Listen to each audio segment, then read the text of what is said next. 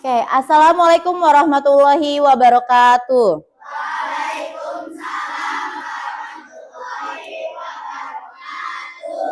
Selamat pagi. Oke, apa kabar semuanya? Alif, tolong dipimpin doanya terlebih dahulu. Siap, siap. Duduk rapi, duduk rapi. Berdoa dimulai.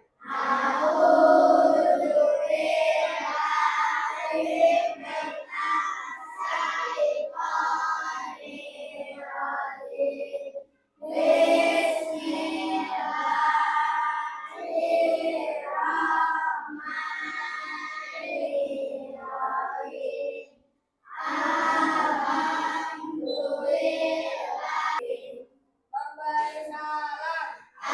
Assalamualaikum warahmatullahi wabarakatuh. Waalaikumsalam warahmatullahi wabarakatuh. Oke, di absen terlebih dahulu. Afika, Aisyah, Anindya. Sebelum memulai ke pembelajaran, kenapa sih kita harus belajar bahasa Indonesia? Kan karena hari ini kita akan belajar tentang bahasa Indonesia. Ada yang tahu kenapa kita harus belajar tentang bahasa? Nggak tahu. Kemarin di pembelajaran pendidikan Pancasila, dalam Sumpah Pemuda, bahasa Indonesia itu sebagai bahasa persatuan. Jadi kenapa pentingnya kita untuk belajar bahasa? Karena bahasa itu sebagai alat berpikir kita.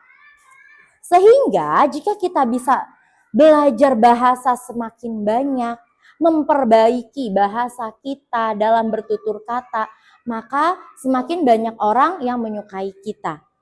Artinya kita akan lebih mudah lagi dalam mendapatkan pekerjaan, dalam mendapatkan teman, dan orang nantinya juga akan lebih mudah untuk memahami bahasa yang kita keluarkan.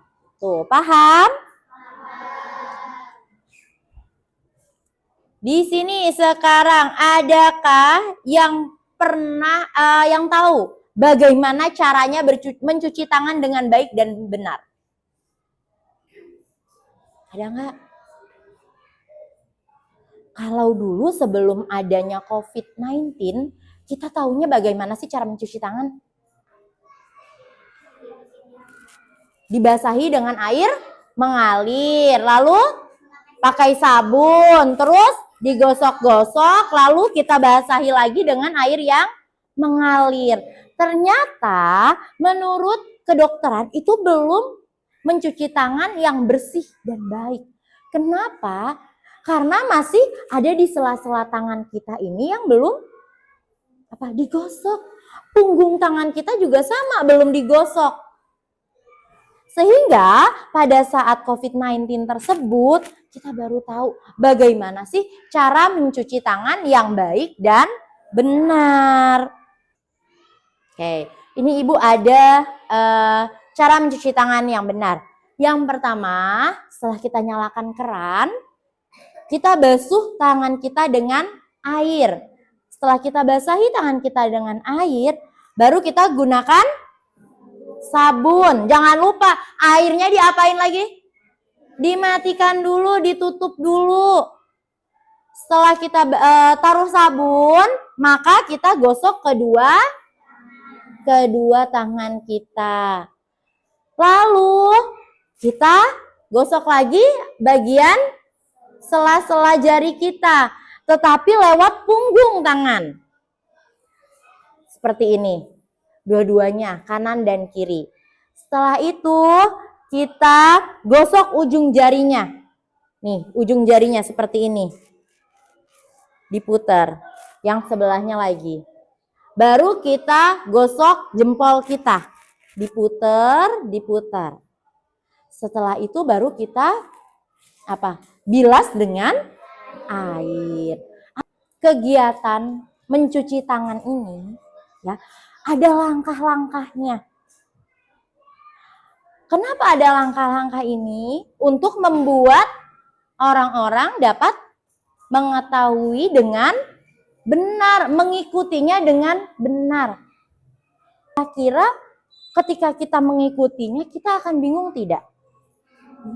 Tetapi dengan langkah-langkah yang sudah dipastikan seperti ini, dengan langkah-langkah yang benar, jika kita mengikuti langkah-langkah yang ada di depan ini dengan benar dan baik, maka kita juga bisa mendapatkan hasil yang baik. Ini sama dengan yang akan kita pelajari, yaitu teks prosedur. Apa sih teks prosedur ini? Langkah-langkah untuk membuat sesuatu. Ada lagi? Teks petunjuk. Ada lagi?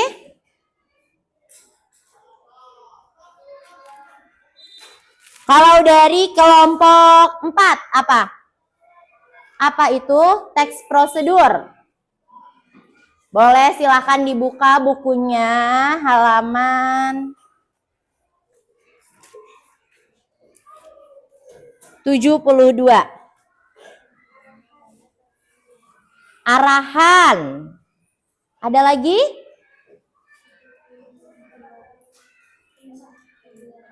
Tujuan. Oke, dari semua yang menjawab sebenarnya benar. Teks prosedur ini adalah langkah-langkah mengerjakan suatu aktivitas untuk menyelesaikan suatu pekerjaan secara berurutan. Pertanyaannya, kenapa harus berurutan?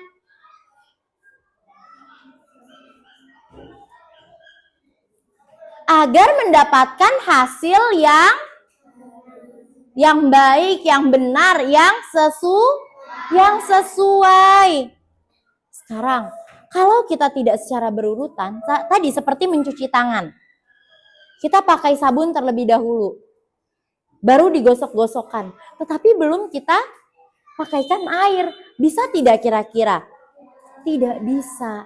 Sehingga harus secara berurutan.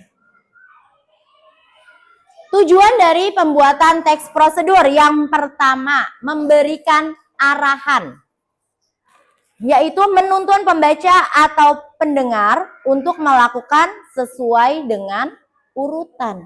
Seperti tadi, ada gambar yang harus kita lakukannya juga secara berurutan, ya. Mencegah kesalahan yang kedua, kalau langkah-langkahnya sudah runtut, sudah sesuai, maka kegiatan yang kita lakukan pun hasilnya akan sesuai, akan baik. Seperti itu. Yang ketiga, mencapai hasil yang sesuai. Nah, ini sebagai pembaca, ya, mendapatkan hasil yang sesuai. Dengan kita menuliskan secara berurutan, kita membantu orang lain. Untuk apa? Untuk mendapatkan hasil yang mereka inginkan. Karena ketika orang lain itu mencari teks prosedur atau langkah-langkah pembuatan, itu sudah dipastikan mereka mencari yang mereka inginkan, yang sesuai dengan keinginannya. Ya Jamal, yang sesuai dengan apa Jamal? Keinginannya. Jadi kalau mereka sudah melakukan secara runtut, sudah melakukan sesuai dengan arahannya, maka yang dihasilkan pun akan sesuai dengan keinginan mereka. Lalu efisiensi waktu dan tenaga. Kalau kita tidak tahu, kalau kita belum mencari langkah-langkahnya, berarti kita mulai dari awal. Benar nggak? Kita mulai dari awal. Kita nggak tahu nih kita mau bikin apa ya. Aku mau mencoba untuk membuat jus jeruk. Apa yang harus disiapkan? Bagaimana sih cara membuatnya? Ini harus ditambahin dengan gula tidak ya? Nah, Kalau kita tidak tahu, kita akan apa? Menyiapkannya banyak. Bisa jadi terjadi kesalahan sehingga tidak sesuai dengan keinginan kita. Lalu melatih keterampilan berpikir sistematis, membiasakan penyusun dan pembaca untuk berpikir. Berpikir secara logis dan berpikir secara runtut. Kita melakukannya bisa secara runtut. Struktur dalam teks prosedur. Yang pertama ada tujuan, alat dan bahan, langkah-langkah, dan penutup. Apa itu tujuan? Tujuan ini adalah memberitahu pembaca, ya, memberitahu pembaca tentang proses pembuatan. Contoh, kita ingin membuat jus jeruk, maka di tujuannya yang ditulis adalah membuat jus jeruk yang segar. Membuat jus jeruk yang segar dan kaya vitamin C. Contohnya seperti itu. Alat dan bahan, hal-hal yang dipersiapkan dan dibutuhkan. Contohnya, dalam pembuatan jus jeruk, alatnya apa saja? Blender, gelas, pisau. Alat, bahannya deh sekarang apa? Jeruk, gula, es batu, susu, air. Nah, itu tadi kalian sudah paham. Berarti bagaimana cara pembuatan jus jeruk, ya. Lalu setelah alat dan bahan, tadi ada langkah-langkahnya. Nah, di langkah-langkah ini adalah tahapannya yang harus kalian tulis secara berurutan, logis, sistematis, dan mudah dipahami. Jadi menggunakan bahasanya jangan yang sulit dimengerti, tetapi bahasa yang mudah dipahami. Contoh tadi, kan alat dan bahannya sudah. Berarti bagaimana cara membuatnya? Pertama, diapain? Ayo, jeruknya. Kupas jeruk, lalu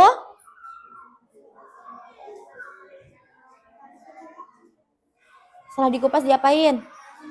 Dimasukkan ke dalam blender. Nah, itu tadi sudah berurutan. Jangan sampai masukkan ke dalam blender langsung. Siapkan blender, lalu masukkan jeruk ke dalam blender. Kira-kira kalau disiapkan blender dan masukkan jeruk ke dalam blender, berarti jeruk yang kamu siapkan masih dalam keadaan ada kulitnya atau sudah dikupas? Sudah dikupas. Berarti kalau sudah dikupas, di dalam alat dan bahan kamu tuliskan. Siapkan jeruk yang telah dikupas bersih. Jangan kamu nulis di alat dan bahannya, siapkan jeruk. Tetapi pada langkah-langkahnya, kamu hanya menuliskan masukkan ke dalam blender. Sehingga orang yang belum paham, begitu mereka sudah menyiapkan jeruk, tapi mereka langsung masukin ke dalam blender. Jadi jeruknya masih ada kulitnya. Tuh. Lalu penutup ini adalah kesimpulannya. Contoh, tadi kan kita membuat jus jeruk, berarti kesimpulannya adalah jus jeruk siap dinikmati. Jus jeruk segar dan kaya akan vitamin C. Selamat mencoba. Itu bisa dijadikan sebuah kesimpulan. Bu, kesimpulan itu wajib atau tidak? Tidak wajib. Jadi penutup ini tidak wajib ada di dalam sebuah teks prosedur. Yang wajibnya tadi hanya ada 3. Apa saja yang pertama? Yang pertama, tujuan. Yang kedua, alat dan bahan. Yang ketiga, langkah-langkah. Ciri-ciri teks prosedur. Yang pertama, menggunakan kalimat perintah. Kita sudah pernah belajar tentang kalimat perintah. Hilal. Apa itu kalimat perintah, Hilal?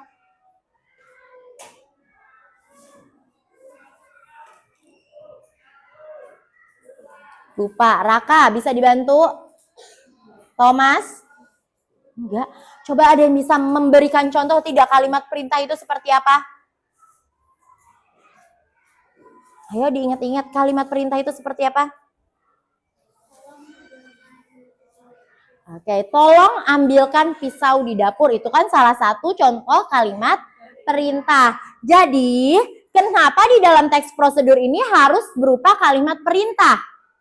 Karena di dalam kalimat perintah itu menyuruh atau meminta seseorang untuk melakukannya. Sama seperti teks prosedur. Tadi di langkah-langkahnya. Masukkan. Nah, berarti dia menyuruh orang untuk memasukkan. Makanya dia harus menggunakan kalimat perintah. Lalu yang kedua adalah menggunakan kata kerja aktif. Di sini Ibu berikan contoh, ada ambil, masukkan, kupas, tuang. Lalu ada apa lagi? Potong. Ada apa lagi?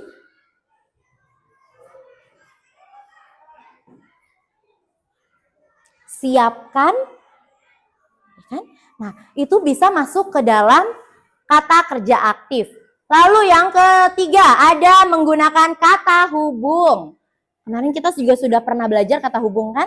Nah, di dalam teks prosedur, kata hubung yang digunakan itu bisa setelah itu, kemudian, dan apalagi kira-kira. Lalu, ada lagi? Sebelum itu, ya kan bisa. Selanjutnya yang keempat adalah menggunakan kata keterangan. Merata, contohnya misalnya aduk secara merata. Lalu 5 menit saja, diamkan selama 5 menit. Di dalam gelas, contohnya tuangkan di dalam gelas. 2 sendok.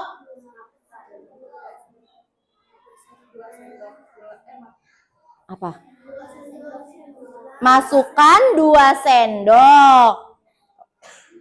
Lalu yang terakhir adalah kegiatan urut dan sistematis. Ini harus dibuatnya secara berurutan. Jangan sampai ketika kamu menulis ada yang terlewat. Maka dari itu ketika kita menulis sebuah teks prosedur, kita harus tuliskan dengan baik dan benar. Jadi kita bisa baca secara berulang. Paham? Oke, sebelum ini Ibu ada video yang harus kita tonton.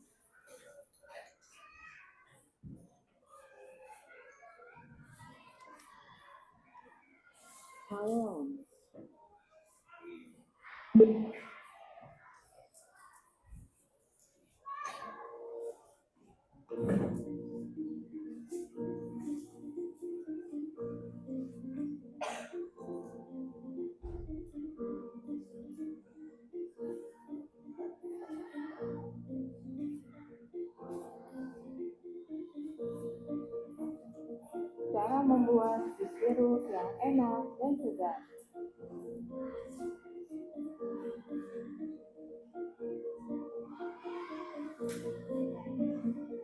Pertama, siapkan bahan-bahannya.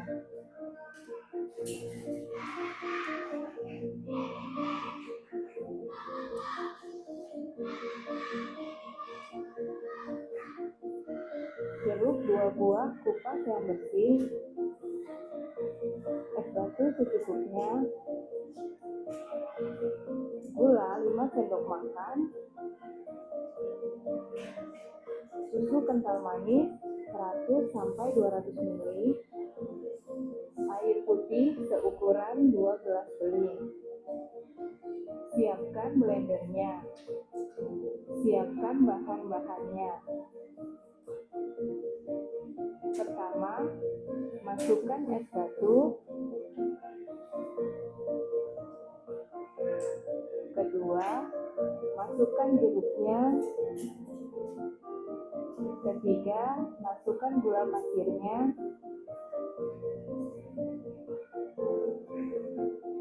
Keempat, masukkan susu.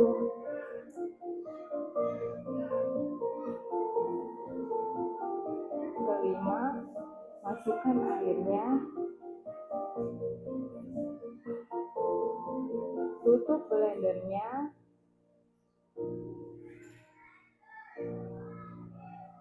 Lalu, nyalakan blendernya.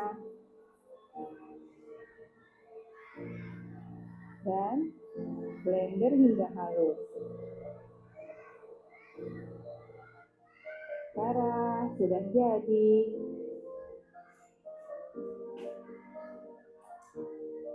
Lalu, tuang ke dalam gelas.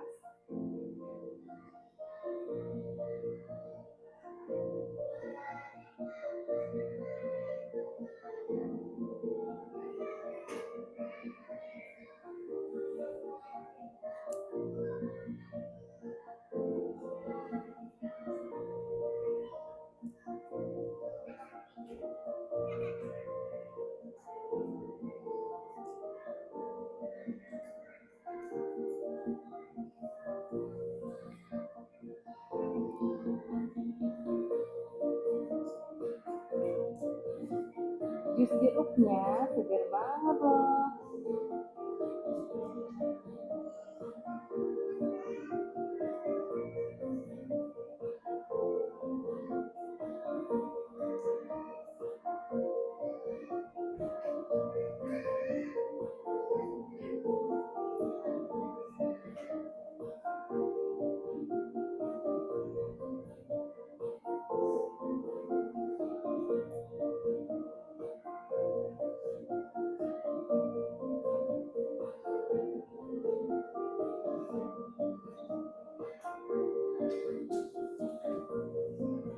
Siap dinikmati.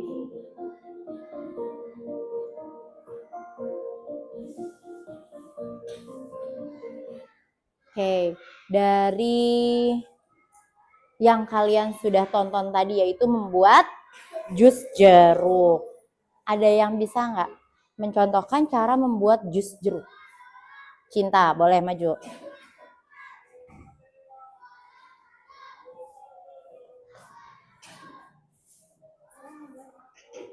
Cara membuat jus jeruk adalah siapkan alat dan bahannya. Alat yang diperlukan adalah blender, gelas, dan sendok. Bahan-bahan yang diperlukan adalah jeruk yang sudah dikupas, air, es batu.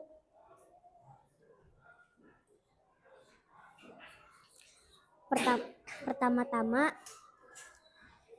siapkan blender, lalu masukkan jeruk yang sudah dikupas. Tambahkan air, es batu, dan gula 2 sendok makan. Tutup dan blender hingga halus. Setelah di blender hingga halus, masukkan ke dalam gelas. Jus jeruk pun siap diminum. Oke, terima kasih Cinta.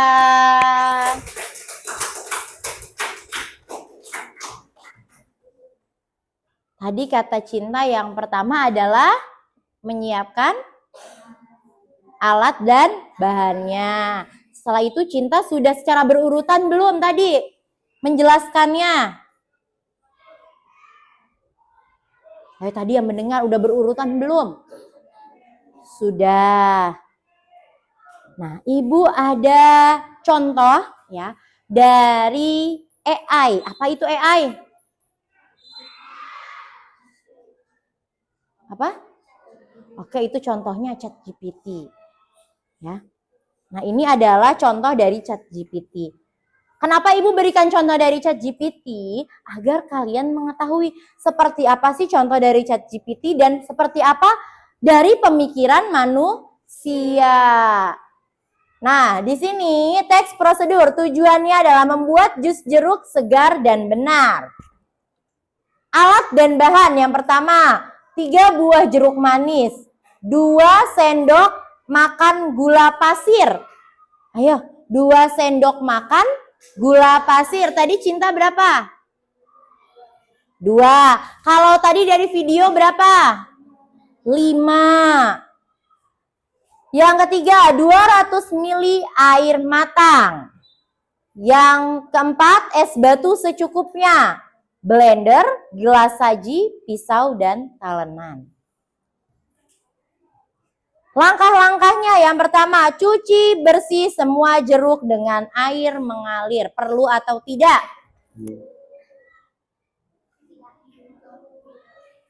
Perlu atau tidak?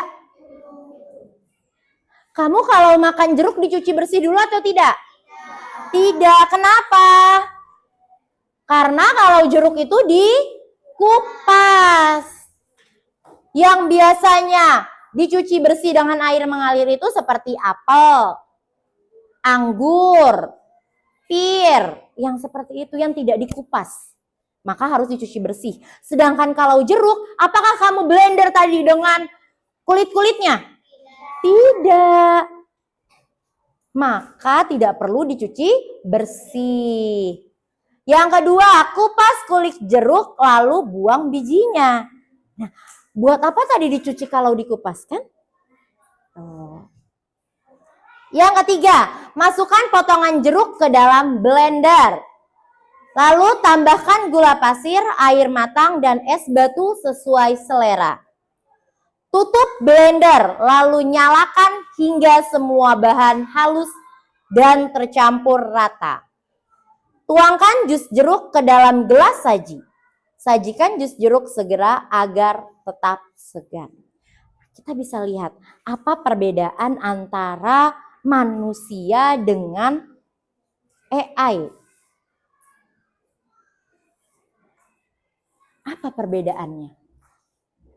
Kalau kalian lihat dan kalian dengarkan tadi dari video, tadi manusia kan contohnya ada pertama dari video, yang kedua dari cinta. Apa bedanya dengan ChatGPT?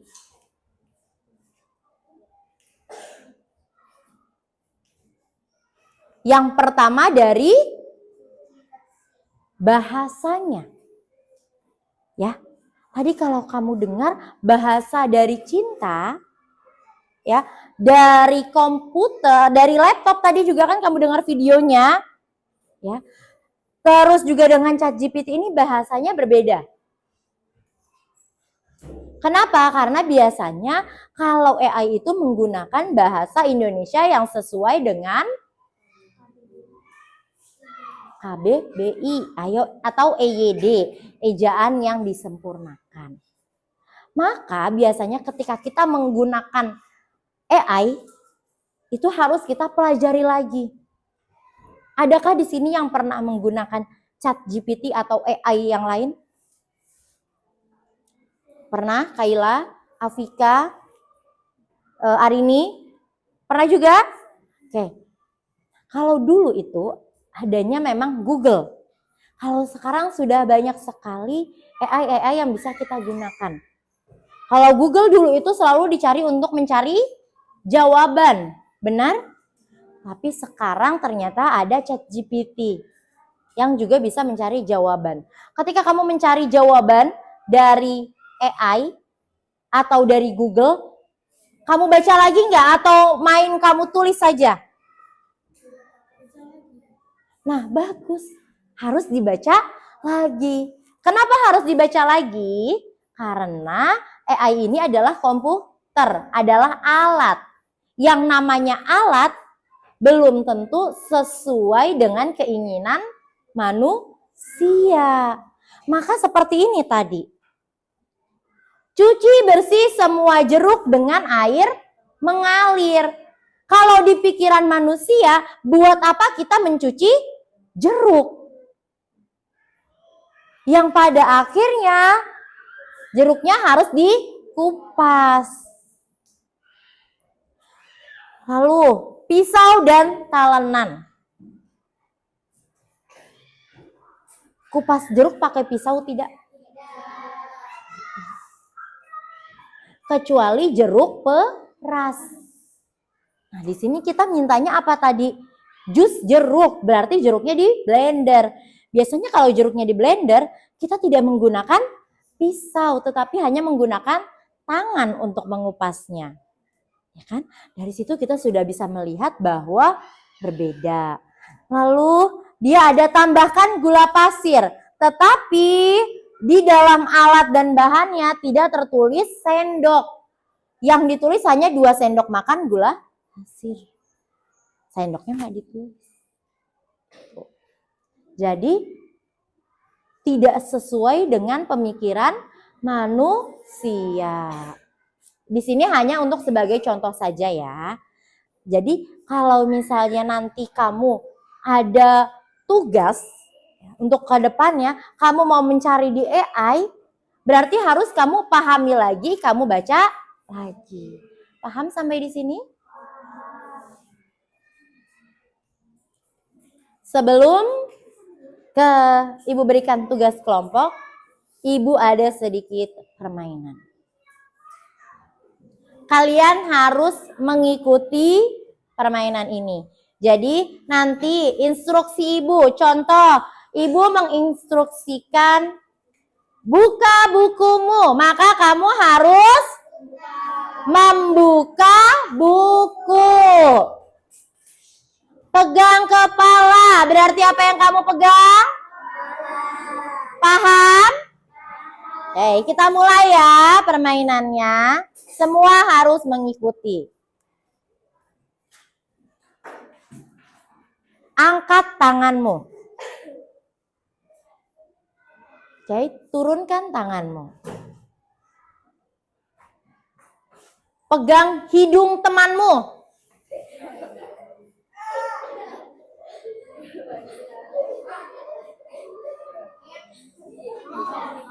Pegang kepalamu. Ambil pensil. Hayo. Berdiri. Berpindah ke sebelah. Hayo.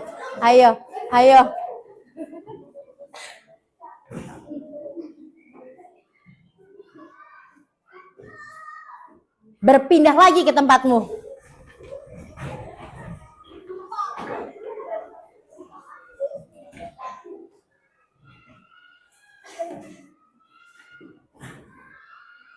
Tutup bukunya.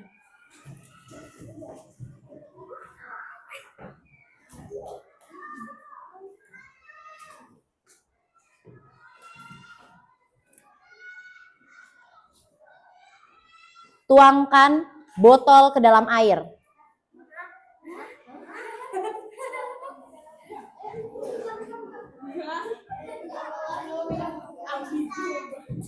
Oke, apa?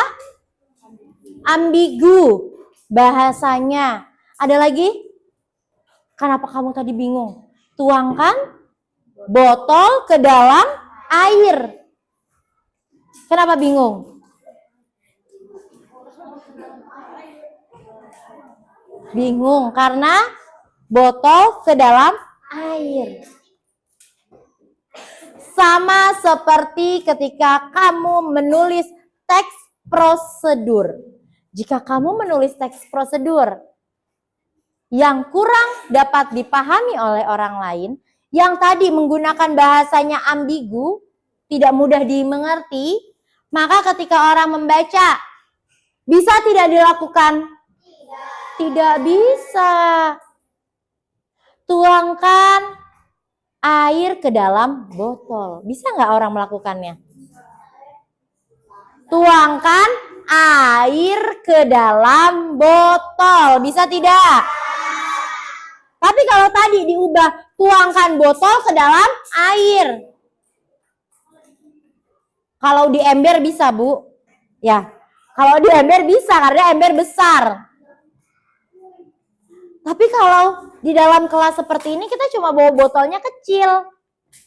Lalu bagaimana? Nah, sama ketika kamu menuliskan sebuah teks prosedur. Ketika kamu menuliskan teks prosedur tidak sesuai dengan aturannya, tidak secara berurutan, maka orang tidak bisa melakukannya. Nanti hasilnya sesuai atau tidak dengan keinginannya? Tidak sesuai. Maka dibiasakan untuk menulis teks prosedur sesuai dengan urutan atau aturannya. Nih, tadi strukturnya. Paham? Ibu, ada sedikit tugas untuk kalian. Kalau biasanya kalian yang mencari, ya, kalian mencari di internet bagaimana cara membuat telur ceplok. Itu kalian mencari di internet.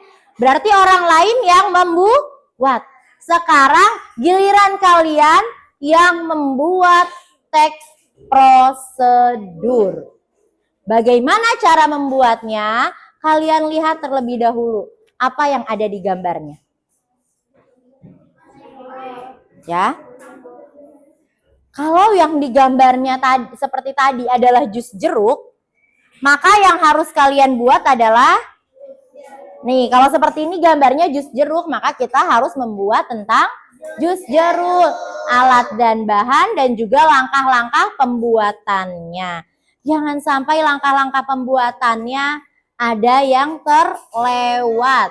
Paham? Ini kelompok 1.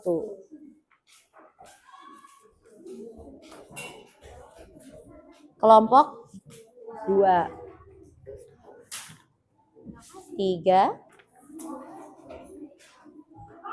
dan 4. Oke, sekarang bisa dimulai.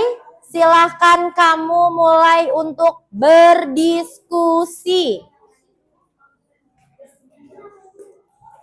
Tujuannya ditulis, kamu ingin membuat makanan yang seperti apa?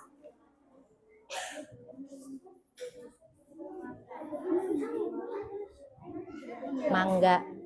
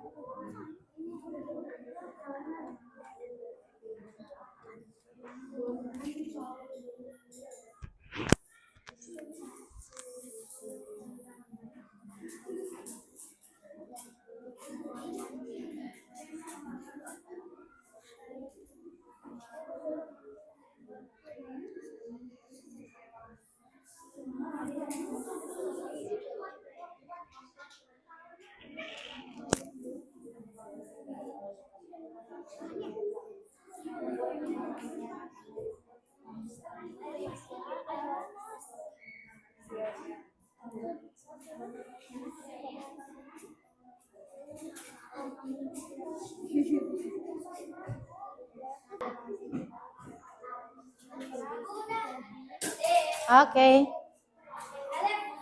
Kelompok 2. Kelompok 1, satu kelompok lagi.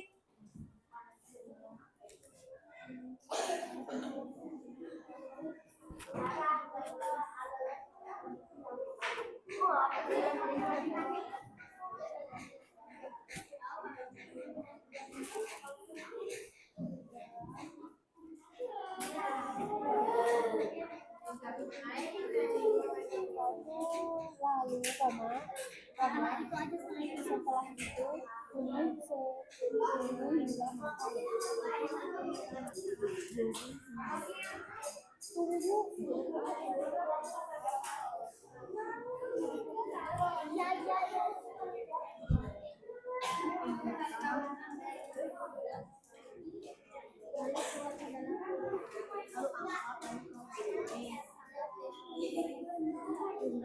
Angkat dan tuangkan ke dalam piring.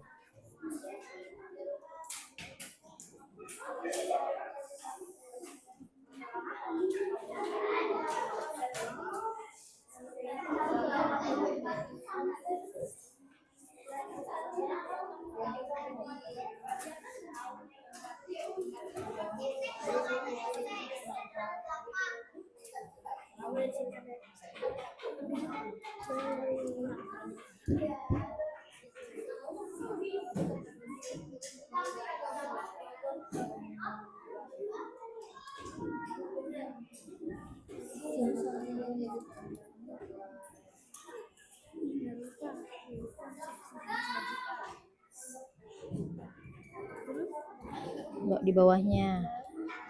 Mie goreng siap disajikan.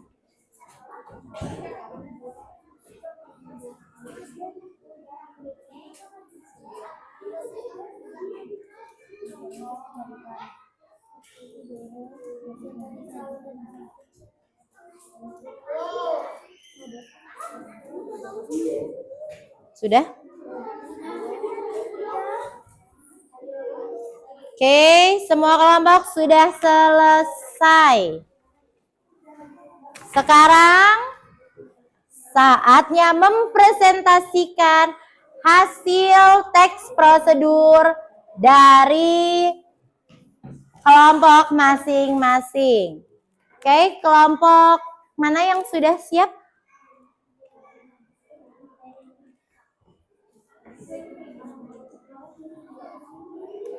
Kelompok 2 siap? Kelompok 3 boleh dibaca? Ya, kelompok 3 maju. Boleh. Oke, yang lainnya silahkan didengar. Membuat es teh yang segar. Pertama-tama siapkan alat dan bahan, yaitu kompor, panci, sendok, gelas, teh celup, air, gula, es batu secukupnya, dan sedotan. Pertama-tama masukkan air ke dalam panci. 2. Didihkan air. Ketiga, jika sudah mendidih, matikan kompor. 5. Tambahkan 2 sendok. Keempat, siapkan gelas dan masukkan teh celup. Kelima, tambahkan 2 sendok makan gula. Keenam, aduk hingga merata. 7. Tambahkan air biasa. 8. Masukkan es batu secukupnya. 9. Taruh sedotan. 10.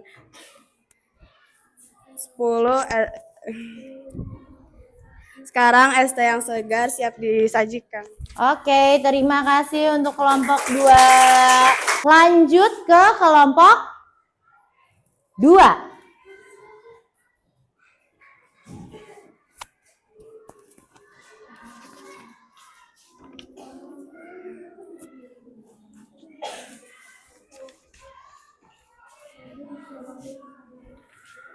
Assalamualaikum warahmatullahi wabarakatuh. Perkenalkan, nama saya Afika Putri dari kelompok 2 akan menjelaskan tentang cara pembuatan dari pisang goreng.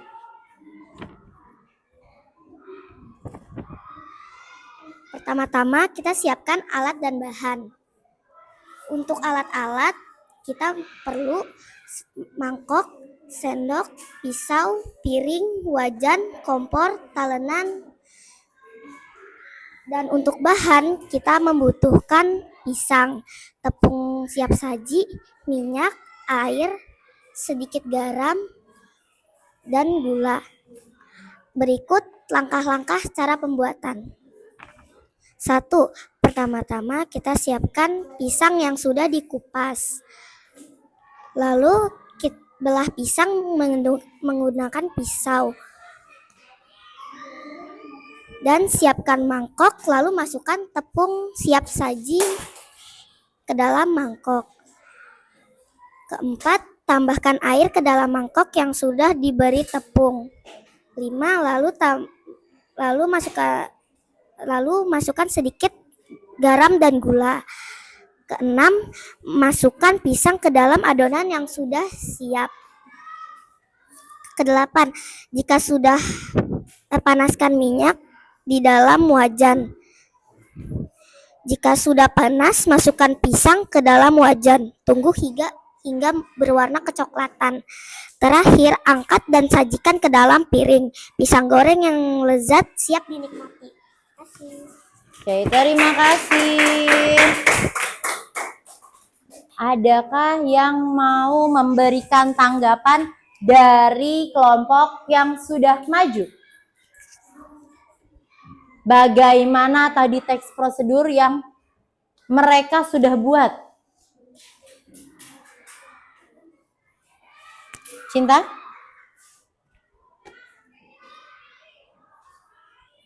Ayo, ada tanggapan tidak dari teks prosedur yang sudah dibuat teman-temannya?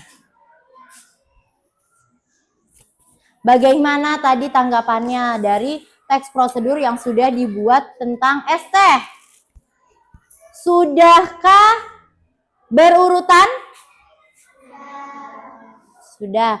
Apakah di dalam alat dan bahannya sudah sesuai? Sudah ada semua yang digunakan? Sudah. Coba diingat-ingat, kalau tadi yang kalian buat masing-masing, ada tidak yang terlewat? Apakah ada yang digunakan di langkah-langkah tetapi tidak kalian tulis di alat dan bahan? Ada? Oh, ada katanya. Ada yang lupa tertulis. Kalau dari kelompok lain ada tidak? Tidak. Oke, berarti tadi dari kelompok 1 ada yang lupa tertulis alat dan bahannya. Nah, kalau seperti itu berarti harus segera diperbaiki. Kenapa? Agar tadi orang yang melihat atau membacanya ingin mengikuti kegiatan dari teks prosedur tersebut tidak sampai salah. Nanti adanya orangnya malah bingung. Jadi harus tertulis semua.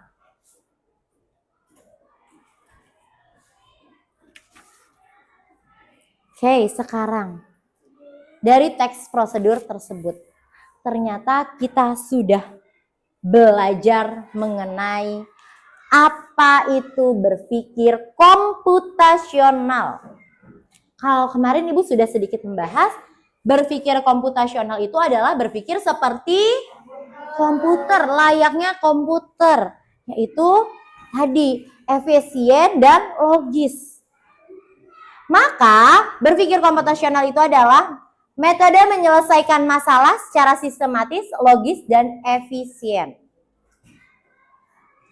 Bagaimana sih kita bisa berpikir seperti komputer? Pengen nggak di sini berpikirnya itu lebih cepat, lebih canggih?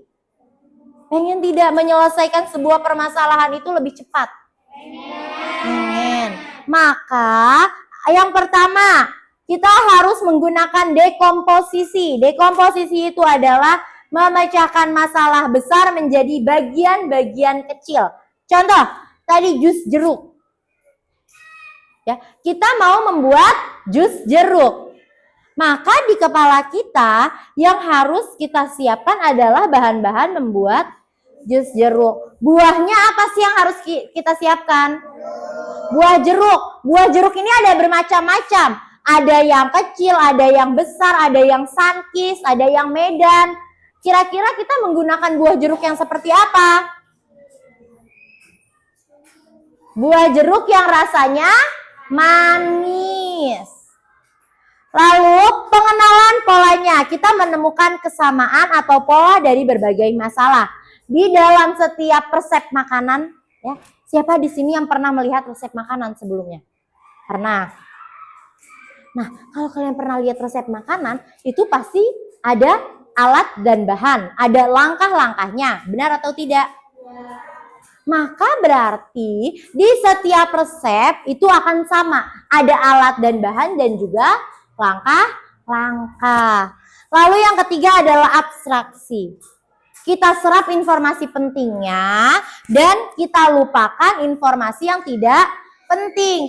Contoh, ketika membuat jus jeruk, buah yang digunakan adalah buah jeruk yang manis. Perlu tidak kita pikirkan buah jeruk yang seperti buah lain yang lain-lainnya? Tidak perlu. Kenapa? Karena kita tadi ingin membuatnya buah jeruk. Jadi nggak perlu kamu pikirin lagi. Kira-kira kalau buah semangka mana ya yang manis? Nggak perlu. Jangan sampai kamu ke tukang buah yang ditanya jadi buah semangka. Begitu nyampe rumah, tadi kan saya mau buat jus jeruk ya. Jadi salah. Ya kan? Jadi yang dipikirkan adalah informasi pentingnya. Lalu algoritmanya yaitu menyusun langkah-langkah atau urutannya. Seperti tadi kita sudah belajar. Jadi secara tidak langsung hari ini kamu sudah mulai bisa berpikir secara komputasional. Kamu sudah mulai berpikir bagaimana caranya berpikir logis, sistematis, dan mudah dipahami.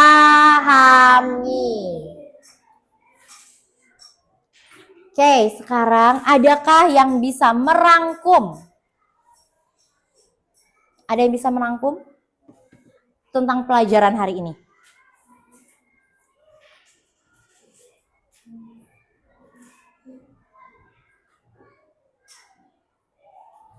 Ada yang bisa merangkum dari pembelajaran hari ini? Apa sih itu tadi? Teks prosedur, bagaimana penulisannya, kenapa sih harus ada teks prosedur?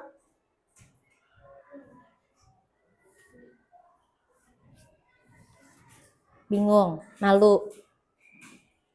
Oke, intinya teks prosedur itu adalah urutan langkah-langkah. Tapi ternyata bukan hanya sekedar urutan langkah-langkah saja teks prosedur. Teks prosedur ini juga melatih ketelitian, melatih pemikiran logika kamu.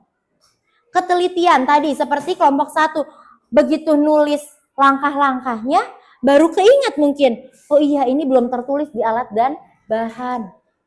Itu juga tadi butuh ketelitian. Pemikiran yang logis. Kira-kira kalau belum dibuka jeruknya, apakah bisa langsung diletakkan di blender? Tidak bisa. Maka itu tadi sudah pemikiran logis.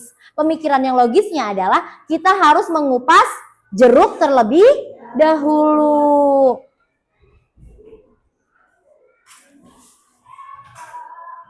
Oke, sebelum kita akhiri, adakah yang ingin bertanya tentang pembelajaran di hari ini? Tidak ada?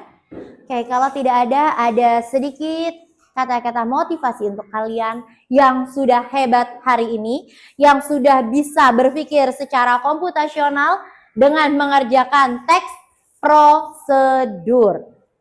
Ternyata menulis teks prosedur itu seperti menyusun resep kehidupan. Semakin rapih langkah-langkah yang kamu susun, maka semakin mudah mencapai tujuannya. Apa itu tujuannya? Tujuan hidup kamu masing-masing yaitu cita-cita kamu. Maka teruslah berlatih agar tulisan kalian semakin terstruktur dan bermanfaat. Oke, terima kasih. Sekarang boleh dirapihkan bukunya. Oke, Alif boleh disiapkan kembali untuk pulang. Duduk rapi. Duduk rapi. Berdoa dimulai.